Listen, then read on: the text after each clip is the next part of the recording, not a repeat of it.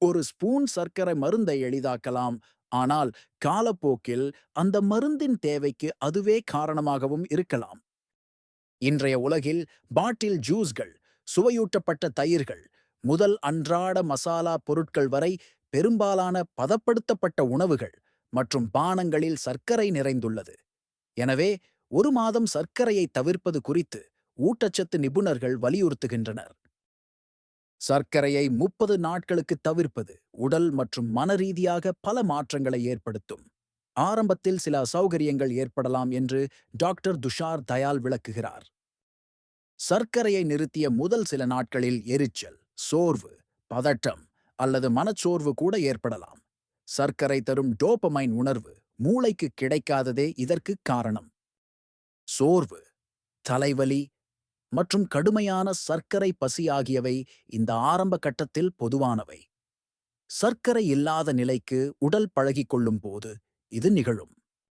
இது வெறும் நச்சு நீக்கும் போக்கு மட்டுமல்ல.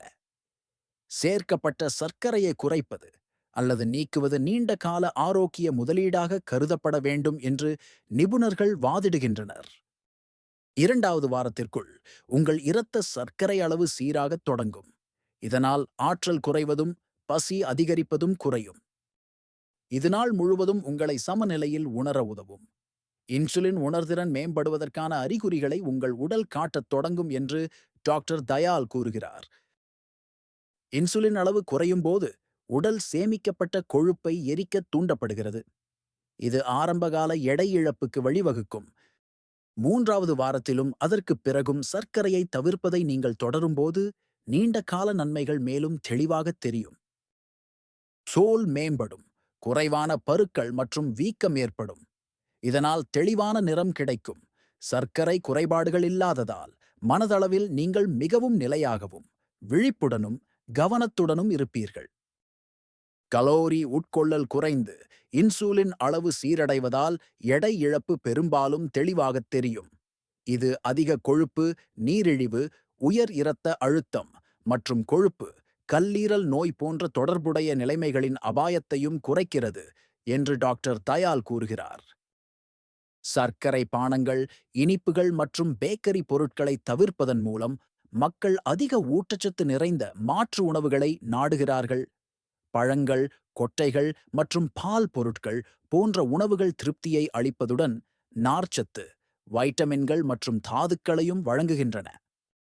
சர்க்கரை பிஸ்கட் அல்லது பாக்கெட் தின்பண்டங்களுக்கு பதிலாக பெர்ரி, ஊற வைத்த பேரீச்சம்பழம் அல்லது ஒரு கிண்ணம் தயிர் போன்றவற்றை மக்கள் பெரும்பாலும் பயன்படுத்துகிறார்கள். இவை எடை மேலாண்மைக்கு மட்டுமல்ல, ஆக்சிஜனேற்றிகளையும் வழங்குகின்றன, மேலும் குடல் ஆரோக்கியத்தையும் ஆதரிக்கின்றன என்று உபாசனா பர்வ் கல்ரா கூறுகிறார். சர்க்கரையேற்ற இறக்கங்கள் பெரும்பாலும் சோர்வு மற்றும் எரிச்சல் உணர்வுகளுக்கு வழிவகுக்கும் என்று ஷிகா சிங் விளக்குகிறார். இவை நீக்கப்படும்போது ஒருவர் குறைவான மந்த நிலையை உணர்கிறார். ஆற்றல் நிலைத்திருக்கும், மேலும் மதிய வேளையில் சர்க்கரை தின்பண்டங்களுக்கான ஆசை குறைகிறது என்று அவர் குறிப்பிடுகிறார். சர்க்கரை நுகர்வு உடலில் வீக்கத்தை அதிகரிக்கலாம். இது முகப்பரு போன்ற தோல் நிலைகளை தூண்டி முன்கூட்டிய வயதானதற்கு பங்களிக்கும். சில வாரங்கள் சர்க்கரையை தவிர்த்த பிறகு பலர் தெளிவான தோல் மற்றும் வீக்கம் அல்லது பருக்கள் குறைவதை புகாரளிக்கின்றனர் என்று சிங் கூறினார். சுவை மற்றும் பசியில் ஏற்படும் நுட்பமான மாற்றங்களும் சமமாக முக்கியமானவை. சர்க்கரை அதன் அடிமையாக்கும் ஆற்றலுக்கு பெயர் பெற்றது.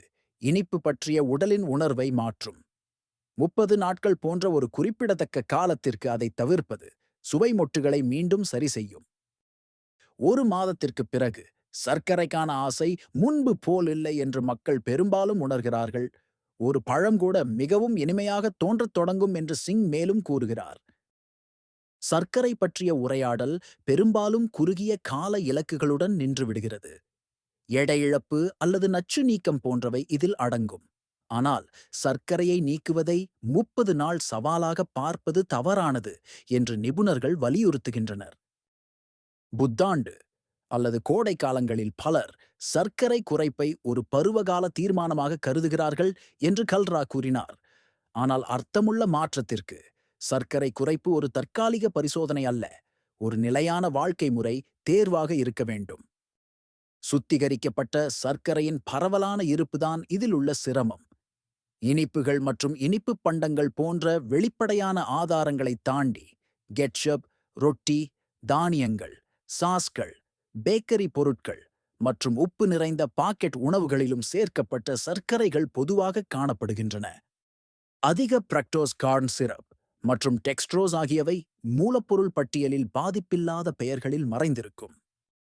இது மக்கள் லேபிள்களை படிப்பதில் கல்வி அறிவு பெறுவது முக்கியம் என்று கல்ரா கூறுகிறார்.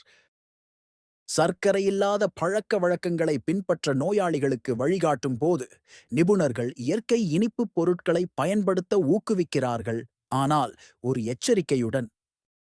வெல்லம், தேன் அல்லது பேரீச்சம்பழம் சுத்திகரிக்கப்பட்ட சர்க்கரையை விட விரும்பத்தக்கதாக இருந்தாலும் அவை இரத்த சர்க்கரை அளவை பாதிக்கின்றன. எனவே மிதமாக உட்கொள்ள வேண்டும். புதிய பழங்கள், ஊறவைத்த அத்திப்பழங்கள் மற்றும் மோர் அல்லது தயிர் அடிப்படையிலான ஸ்மூத்திகள் போன்ற பால் சார்ந்த பானங்கள் போன்ற முழு உணவுகளை இணைப்பதன் நன்மைகளை சிங் எடுத்துக் காட்டுகிறார். இவை இனிப்பு பசியை போக்குவதுடன் கூடுதல் ஊட்டச்சத்தையும் வழங்குகின்றன. மசாலா பொருட்களை பயன்படுத்துவது மற்றொரு அறியப்படாத உத்தி. இலவங்கப்பட்டை, ஏலக்காய் மற்றும் வெண்ணிலா போன்ற பொருட்கள் எந்த சர்க்கரை உள்ளடக்கத்தையும் சேர்க்காமல் உணவுகளில் இனிப்பு உணர்வை மேம்படுத்தும். தேநீர், கஞ்சி அல்லது பழக்கிண்ணங்களில் இந்த மசாலா பொருட்களை பயன்படுத்துவது குறிப்பிடத்தக்க மாற்றத்தை ஏற்படுத்தும் என்று சிங் பரிந்துரைக்கிறார். புதிய பழங்கள், காய்கறிகள், முழு தானியங்கள், பருப்பு வகைகள், கொட்டைகள் மற்றும் மெலிந்த புரதங்கள் போன்ற முழு பதப்படுத்தப்படாத உணவுகளை உட்கொள்ளுமாறு டாக்டர் தயால் கூறுகிறார். பழங்கள் மற்றும் பால் பொருட்களில் இயற்கையாகவே இருக்கும் சர்க்கரைகள் குறைவான தீங்கு விளைவிப்பவை, ஏனெனில் அவை சர்க்கரை உறிஞ்சுதலை மெதுவாக்கும் நார்ச்சத்து மற்றும் ஊட்டச்சத்துக்களுடன் வருகின்றன. போதுமான அளவு தண்ணீர் குடிப்பது மற்றும் உங்கள் உணவில் அதிக புரதம் மற்றும் நார்ச்சத்து சேர்ப்பது சர்க்கரை பசியை கட்டுப்படுத்தவும் சிற்றுண்டி சாப்பிடும் விருப்பத்தை குறைக்கவும் உதவும். சர்க்கரை குறைப்பின் நீண்டகால நன்மைகள் ஆற்றல் மற்றும் தோற்றத்திற்கு அப்பாற்பட்டவை. நீண்டகால சர்க்கரை குறைப்பு உணவுகள் டைப் 2, நீரிழிவு, கொழுப்பு கல்லீரல் மற்றும் இருதய நோய்கள் உள்ளிட்ட நாள்பட்ட நோய்களின் அபாயத்தை குறைப்பதாக நிபுணர்கள் கூறுகின்றனர். சர்க்கரையை குறைத்த பிறகு மனநலனும் மேம்படுகிறது. பலர் சிறந்த மனநிலை நிலைத்தன்மை மற்றும் தூக்கத்தின் தரத்தை புகாரளிக்கின்றனர். 30 நாட்களுக்கு சர்க்கரை இல்லாத உணவை பின்பற்றுவது உங்கள் சுவை மொட்டுகளை மீட்டமைக்கும், மேலும் சர்க்கரையுடனான உங்கள் உறவை மறுவடிவமைக்கும் என்று டாக்டர் தயால் முடிக்கிறார். 1 மாதத்திற்கு சேர்க்கப்பட்ட சர்க்கரையை நீக்குவது ஒரு தொடக்க புள்ளியாக இருக்கலாம், ஆனால் தங்கள் ஆரோக்கியத்தை உண்மையாக மாற்ற விரும்புவோருக்கு குறைந்த சர்க்கரை பழக்க வழக்கங்களை படிப்படியாக ஏற்றுக்கொள்வதுதான் உண்மையான மாற்றத்தை ஏற்படுத்துகிறது என்று நிபுணர்கள் கூறுகிறார்கள்.